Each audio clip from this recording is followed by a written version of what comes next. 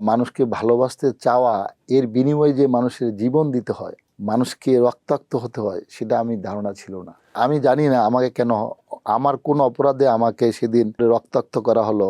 আমি মানুষকে, আমার শরীয়তপুরের প্রত্যেকটা মানুষকে বলেছি, দেখেন আমি রাজনীতি করি, বর্তমান মাননীয় প্রধানমন্ত্রী উনি আমাকে, আমি ইলেকশনে আসলে করতে চাই নাই, কিন্তু উনি আমাকে বলেছিল যে না, তুমি তোমার মানুষের পাশে, তোমার দেশের শরীয়তপুরের মানুষের পাশে, তোমার পরিবারের পাশে তোমার দাঁড়াতে হবে। তার উৎসাহ উদ্দীপনায় কিন্তু আমি সেদিন ইলেকশন করতে গিয়েছিলাম। এই যে নির্বাদ, মানুষকে ভালোবাসতে যাওয়া বা মানুষকে ভালোবাসতে চাওয়া এর বিনিময়ে যে মানুষের জীবন দিতে হয়, মানুষকে রক্তাক্ত হতে হয়, সেটা আমি ধারণা ছিল না। মানুষকে ভালোবাসা, মানুষকে ভালোবাসতে চাওয়ার একটা মাত্র মাধ্যম কি এমপি হওয়া?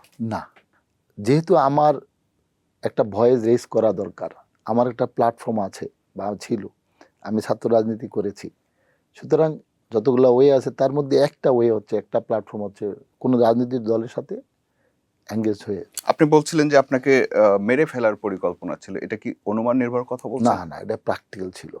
আমি এটা ইনফরমেটিভ ছিলাম। পরে আমি সব কিছু জেনেছি।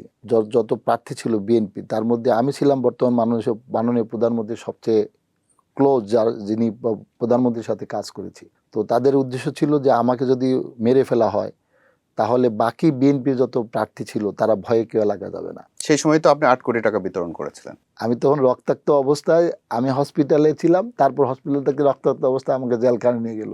তারপরে আমি শুনতে পেলাম যে এইসব কল্প কাহিনী, আদৌ জানি না যে এইগুলা কেন, কোত্থেকে আসলো এই টাকা।